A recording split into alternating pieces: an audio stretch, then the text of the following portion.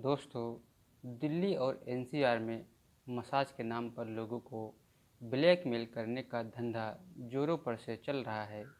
नीरज नारंग को भी एक ब्लैकमेलिंग गैंग ने अपना शिकार बना लिया था। कई लाख रुपए भी उनसे ऐंठ लिए गए थे। शिकायत पर क्राइम ब्रांच ने गिरोह का पर्दाफाश किया है। दोस्तों कहानी में आगे बढ़ने से पहले एक ही रिक्वेस्ट है। दोस्तों, अगर आपने हमारे चैनल को सब्सक्राइब नहीं किया है तो हमारे चैनल को सब्सक्राइब जरूर कर लें। दोस्तों, नीरज नारंग जिस समय दिल्ली पुलिस की क्राइम ब्रांच के डीसीपी राम गोपाल नायक के ऑफिस में पहुंचते हैं तो उनके चेहरे पर हवाइयाँ उड़ी हुई थी, क्योंकि वह यह नहीं जान पा रहे थे कि उनके साथ जो हुआ था उसे डीजीपी को किस तरह बताएंगे। ऑफिस में घुसने के बाद उन्होंने जैसे ही डीजीपी का अभिनंदन किया तो डीजीपी उन्हें सामने चेयर पर बैठने के लिए कहते हैं। नीरज नारंग की तरफ देखने के बाद डीजीपी ने उनसे पूछा, क्या बात है, आप बड़े परेशान लग रहे हो, बताओ जो भी आपकी समस्या है हमें बताओ। वो कहता है, मैं अपनी गलती के कारण कुछ बदमाशों के चक्कर में फंस गया हूँ, मुझे उन लोगों से बचा लीजिए। वो लोग मुझे ब्लैकमेल कर रहे हैं, मुझसे 3 लाख रुपये ले चुके हैं और 4.5 लाख रुपये के लिए और हमसे वो मांग रहे हैं। अब वो मुझसे फिर एक मोटी रकम की डिमांड कर रहे हैं जो मैं नहीं दे सकता। सर, इस तरह से तो मैं बर्बाद हो जाऊंगा अगर वो लोग ऐसा करेंगे। नीरज नारंग ने यह सच्चाई पुलिस को बताते हुए शोक जताया है। दोस्तों, कौन हैं वो लोग, आप घटना विस्तार से बताइए। डीजीपी ने उनसे कहा। इसके बाद नीरज नारंग ने उन्हें एक लिखित शिकायत देते हुए अपने साथ घटी घटना पूरी सारी बताई। उसे सुनकर डीजीपी राम गोपाल नायक ने मामला गंभीर लगा। उन्होंने इस मामले की जांच करना क्राइम ब्रांच की शाखा को दिया। शकरपुर के इंस्पेक्टर विनय त्यागी को सौंप दी और उन्होंने पीड़ित नीरज नारंग को शकरपुर क्राइम ब्रांच ऑफिस भेज दिया गया था। यह बात 19 सितंबर 2018 की है। Neeraj Narang crime branch inspector Vinay Tyagi के ऑफिस पहुंच गए। उन्होंने अपने साथ घटी घटना जो थी वो सारी वहां पर इस प्रकार बताते हैं। नीरज नारंग दिल्ली के एक बिजनेसमैन आदमी थे। पटपगंज इंडस्ट्रीज एरिया में उनकी अपनी फैक्ट्री है। एक दिन वह अपने ऑफिस में लैपटॉप पर नेट सर्फिंग कर रहे थे। इसी दौरान वह एक गेम वेबसाइट पर पहुंच जाते हैं। उस साइट को देखने के बाद उनकी रुचि उसमें और बढ़ने लग जाती है। देखने के लिए साइट पर उन्होंने एक फ़ोन नंबर देखा। नीरज की उत्सुकता बढ़ती है तो उन्होंने उस नंबर पर कॉल कर दिया। कुछ देर घंटी बजने के बाद दूसरी घंटी बजने के बाद एक युवक फ़ोन उठाता है। उधर से आवाज़ आती है। उस युवक ने अपना नाम अरमान शर्मा बताया था। उससे कुछ देर बात करने के बाद नीरज नारंग ने उस युवक ने अपना नाम अरमान शर्मा बताया था। उसने कुछ देर बात करने के बाद नीरज नारंग ने उससे उसी दिन शर्मा शाम को पूर्वी दिल्ली के निर्माण विहार में स्थित ब्रिथियस मॉल में मिलने का कार्यक्रम निश्चित कर दिया था। निर्धारित समय पर नीरज नारंग वहां पर पहुंच जाते हैं। कुछ देर में अरमान शर्मा भी वहां पर पहुंच जाता है। दोस्तों, वहां की स्थिति मैकडोनाल्ड रेस्टोरेंट में दोनों की मुलाकात होती है। उसने नीरज को बताया कि वह आधुनिक तरीके से मसाज सर्विस कर लेता है। उससे पता चलता है कि अलग अलग कैटेगरी की भी मसाज करने के लिए उसे पैकेज मिलते हैं और यह सुविधा वह अच्छे होटल्स में उपलब्ध करा देता है। नीरज नारंग एक अलग ही मिजाज के आदमी थे, इसलिए उन्होंने 8,000 रुपये के पैकेज को चयन कर लेते हैं। मसाज कराने के लिए वह वैशाली में स्थित एक होटल में पहुंच जाते हैं। अरमान शर्मा भी वहां पर पहुंच जाता है। अरमान ने जिस तरह से नीरज की मसाज की थी वह तरीका नीरज को बहुत पसंद आया था, जिससे उन्होंने होटल के खर्च के अलावा 8,000 रुपये अरमान को खुशी खुशी दे दिए थे। अरमान शर्मा ने अपनी कुछ मजबूरियां उन्हें बताई। फिर अरमान ने आग्रह करके नीरज को नारंग जो होता है वो 3,000 रुपये और अलग से दे देता है। कि 10 दिन बाद नीरज नारंग का मन फिर से मसाज कराने का होता है। वह अरमान को फ़ोन करने के लिए मूड में होता है तभी उनके मोबाइल की घंटी बजती है।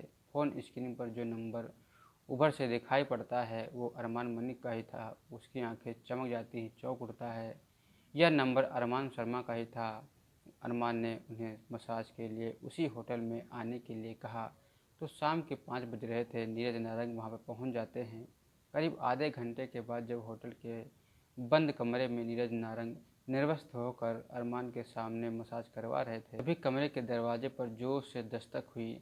दस्तक के बाद अरमान ने नीरज को कपड़े पहनने का मौका दिया। बिना झट से ज़्यादा देरी किए हुए वह गेट खोल देता है। दोस्तों, दरवाज़ा खुलते ही धड़धड़ाते हुए दो युवतियां कमरे में घुस आती हैं। उनमें से एक ने तो सोफे पर रखे नीरज नारंग के सभी कपड़े अपने कब्जे में ले लिए थे, दूसरी अपने मोबाइल फ़ोन से उनका वीडियो बनाने लगी थी। अरमान शर्मा, जो कुछ देर पहले नीरज नारंग की इच्छा के अनुसार तरह तरह से उनकी मसाज करवा रहे थे, उससे गिड़गिड़ाहट की आवाज़ अब गुहार लगा रहे थे, वह भी उन युवतियों के पास जाकर खड़ा हो जाता है। उनमें से एक युवती नीरज नारंग की गलियां बकते हुए और उनके नग्न वीडियो को सोशल मीडिया पर डालने के लिए धमकी देता है, सार्वजनिक करने की धमकी देने लगती है। कहती है, यदि ऐसा नहीं चाहते हो तो बदले में मुझे 10 लाख रुपए दो। कहाँ तो नीरज नारंग अरमान शर्मा के हाथों से मसाज लेते हुए आनंद के सागर में गोते लगा रहे थे और कहाँ पलक झपकते ही परिस्थितियाँ उनके विपरीत हो गई थी। खुद को इस तरह बेबस पाकर नीरज नारंग डर चुके थे। उस समय उनके पर्स में 1 लाख रुपए थे जो उन्होंने उस युवती को सौंप दिए थे और गिड़गिड़ाते हुए अपने कपड़े लौटा देने के लिए गुहार करने लगे थे। मगर दोनों युवती उन्हें प्रताड़ित करते हुए 10 लाख रुपए देने का दबाव बनाती रहीं। उसी समय अरमान ने कमरे में रखी लोहे की रॉड से नीरज नारंग की बुरी तरह से पिटाई शुरू कर दी थी। दोस्तों, नीरज नारंग कहता है कि मरता तो क्या नहीं करता, बचने का कोई चारा नहीं था। देखकर नीरज नारंग ने युवती को बताया कि उनकी कार पार्किंग में खड़ी है। उन्होंने युवती को कार का नंबर बताते हुए उसे कार की चाबी सौंप दी और उसमें रखा ब्रीफकेस लाने के लिए कहा। युवती कार की चाबी लेकर जाती है, होटल की पार्किंग में पहुंचती है और उसमें रखा उनका एक ब्रीफकेस लेकर कमरे में पहुंचाती है। नीरज नारंग ने उसमें रखे 2 लाख रुपए निकालकर उसे सौंप दिए थे तथा 4.5 लाख रुपए के 3 पोस्टेड चेक भी उनको देते हैं। नीरज ने इंस्पेक्टर विनय त्यागी को बताया कि वह लोग अब फिर से पैसों की डिमांड कर रहे हैं। दोस्तों, इंस्पेक्टर विनय त्यागी ने बुरी तरह परेशान दिख रहे नीरज नारंग को ढांढस बंधाया। फिर उनका मसाज करने वाले अरमान शर्मा और दोनों युवतियों का हुलिया और वगैरह वगैरह पूछा। अपनी डायरी में दर्ज कर लिया। इस घटना के बारे में पूरी बात जान लेने के बाद उन्होंने सतर्क रहने की हिदायत दी, घर जाने की हिदायत दी। इसके बाद नीरज नारंग अपने ऑफिस की ओर निकल पड़ते हैं। इंस्पेक्टर विनय त्यागी के इस केस के बारे में एसपी अरविंद कुमार मिश्रा को बताया था। एसपी ने इस रैकेट का पर्दाफाश करने के लिए इंस्पेक्टर विनय त्यागी के नेतृत्व में एक पुलिस टीम बनाई थी। टीम में एसआई बलविंदर दिनेश, हवा सिंह अर्जुन, एसआई राकेश कुमार, सत्यवान राजकुमार और मोहम्मद सलीम, सतीश पाटिल हैंड, कांस्टेबल श्यामलाल, शशिकांत, सुनील कुमार, राम बाबू, दिग्विजय, कांस्टेबल कुलदीप, समीर आदि को शामिल किया गया था। दोस्तों, इंस्पेक्टर त्यागी ने अपने टीम के साथ केस के साथ सभी पहलुओं को विस्तार से समझा और विचार करने के बाद आरोपियों को पकड़ने का एक फुल फोर्स योजना बनाई थी। उन्होंने नीरज नारंग को एक बार फिर अपने ऑफिस बुलाकर पूरी योजना समझा दी थी। उन्होंने उनसे ये भी कहा था कि उनके पास ब्लैकमेलर का जब भी कोई फ़ोन आए तो वह सबसे पहले मुझे सूचित कर दे। इत्तेफाक से अगले ही दिन नीरज नारंग के पास ब्लैकमेलर अरमान शर्मा का फ़ोन आ जाता है। उसने 2 लाख रुपए मांगे थे।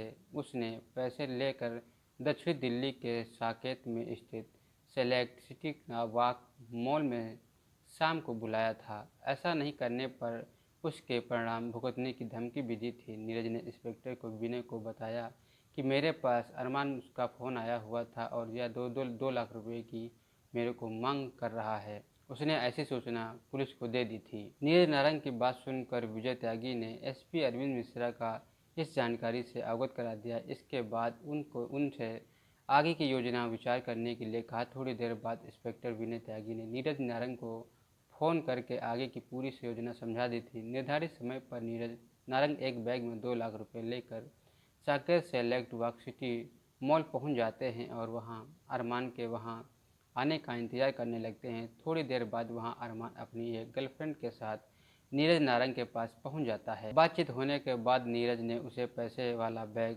सौंप दिया था। जैसे ही अरमान ने नीरज नारंग से पैसे का बैग लिया, सादे वेश में वहां मौजूद क्राइम ब्रांच की टीम ने अरमान और उसकी गर्लफ्रेंड को दबोच लिया था। दोस्तों, उन्होंने उनके पास बैग से 2 लाख रुपए भी बरामद कर लिए। इसके बाद क्राइम ब्रांच टीम उन दोनों को लेकर शकरपुर स्थित ऑफिस लौट आई। यह बात 20 सितंबर 2018 की है। हिरासत में लिए गए युवक से पूछताछ की गई तो पता चला कि उसका असली नाम अरमान शर्मा नहीं बल्कि शादाब गौहर है। उसके साथ वाली युवती ने अपना नाम मंजीत कौर बताया। दोनों ने पूछताछ के बाद दौरान अपना अपराध भी स्वीकार कर लिया था।